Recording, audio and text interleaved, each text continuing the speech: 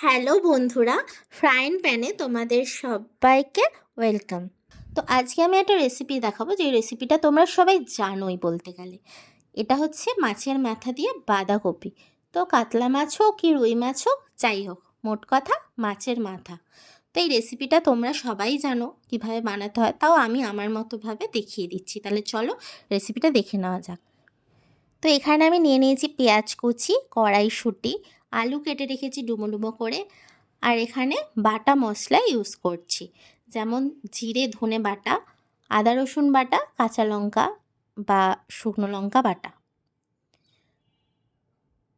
তো এবারে এই বাঁধাকপিগুলোকে ঝিরিঝিরি করে কেটে রেখেছি। আর এখানে মাছের মাথা, কাতলা মাছের একটা বড় মাথা নিয়েছি, প্রচুর বড় সাইজের মাথাটা ছিল, যার জন্য এত বড় বড় মাথা কাট করে নিয়েছি। দোকান থেকেই বললে কাট করে দেবে ওরা, কারণ ঘরে তো বটি সবসময় অ্যাভেলেবেল থাকে না যে এত বড় মাথা কাট করবে। তো যাই হোক, নুন হলুদ মাখিয়ে নিয়েছি, আর একটা কড়াই বসিয়ে দিয়েছি, তার মধ্যে সর্ষের তেল দিয়ে দিয়েছি। তো তেলটা গরম হওয়ার পরে মাছের মাথাগুলো দিয়ে দিলাম। একটু ভালো করে গরম করতে হবে তেলটাকে। তো মাছের মাথাগুলো এপিট ওপিট করে ভেজে নিয়েছি। দেখো, ভালো করে লাল লাল করে মাছের মাথাগুলো কিন্তু ভেজে নিয়েছি। তো যাই হোক, ভাজা হয়ে গেছে, এবার উঠিয়ে নিয়েছি।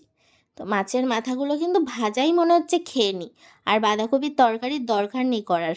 যাই হোক, তারপরে আবার একটু তেল দিয়ে দিলাম, যেহেতু অল্প তেল ছিল। তো ডুমো ডুমো করে কেটে রাখা আলুগুলো দিয়ে দিলাম, তার সাথে নুন হলুদ দিয়ে ভালো করে ভেজে নিচ্ছি। তো লাল লাল করে আলুগুলো ভেজে নিয়ে তুলে নিলাম। ওই তেলের মধ্যেই গোটা শুকনো লঙ্কা, গোটা গরম মশলা আর তেজপাতা ফোড়ন দিয়ে ফোড়নটা ভালো করে একটু নেড়ে চেড়ে নিলাম কয়েক সেকেন্ড। তারপর দিয়ে দিলাম পেঁয়াজ কুচি। তো পেঁয়াজ কুচিটাকে হালকা লাল লাল করে ভেজে নেওয়ার পর দিয়ে দিলাম টমেটো কুচি, আর দিয়ে দিলাম ধনে জিরে বাটা, আদা রসুন বাটা আর শুকনো লঙ্কা বাটা। তো আপনারা চাইলে কাঁচা লঙ্কা বাটাও দিতে পারেন, আর নুন হলুদ তো দিয়েইছি, দিয়ে নেড়ে ছেড়ে দিলাম। তো বাটা মশলার টেস্ট কিন্তু অন্যরকমই হয়, যেটা গুঁড়ো মশলায় ভালো আসবে না। আর এখানে কড়াইশুঁটি দিয়ে দিলাম, দিয়ে ভালো করে নেড়ে চেড়ে নিচ্ছি। দিয়ে মাছের মাথাগুলো দিয়ে দিলাম। কিছুক্ষণ কষিয়ে নেওয়ার পর মাছের মাথা দিয়ে আবার আমি কষাবো মশলাটাকে। তো বলতে গেলে মাছের মাথাটাকে কষাবো, মশলা কষানো হয়ে গেছে। তো মাছের মাথাটা কষিয়ে নিয়ে তারপরে একটুখানি মাছের মাথাটা ভেঙে ভেঙে দিচ্ছি, তার মধ্যে আলু দিয়ে দিলাম, ভেজে রাখা আলু। তো নেড়ে চেড়ে নিচ্ছি। তো বেশ কিছুক্ষণ ধরে আলুটাকে নেড়ে চেড়ে নেওয়ার পর মাছের মাথার সাথে তারপর দিয়ে দিলাম কুচি কুচি করে কেটে রাখা, মানে ঝিরিঝিরি করে কেটে রাখা বাঁধাকপি। তো বাঁধাকপিটা দিয়ে কোনো রকম নেড়ে চেড়ে নিচ্ছি, কারণ এতটা ছোট হয়ে গেছে কড়া, কড়া কিন্তু বড়। বাঁধাকপিটা একটু পরেই নেমে যাবে নিচে, নুন দেওয়ার পরেই ঢাকা দিয়ে রেখে দিলে।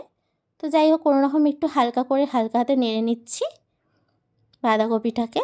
তো এবারে ঢাকা দিয়ে দিচ্ছি। তো নুন তো আগে থেকেই দেওয়া রয়েছে। তো ঢাকা দিয়ে আবার কিছুক্ষণ পর ঢাকা খুলে নেড়ে চেড়ে নিচ্ছি। তো দেখো বাঁধাকপিটা কতটা লাগছিল, এখন কিন্তু একদম অল্প হয়ে গেছে, দিয়ে বাঁধাকপি দিয়ে জলও বেরিয়ে গেছে।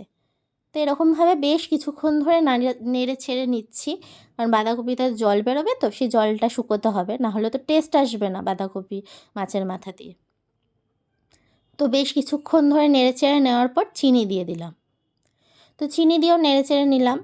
তো এরমভাবেই কিছুক্ষণ ঢাকা চাপা দিয়ে করতে হবে রান্নাটা। একবার ঢাকা খুলে নাড়তে হবে, আবার ঢাকা দিয়ে দিতে হবে, এরমভাবেই রান্নাটা করতে হবে।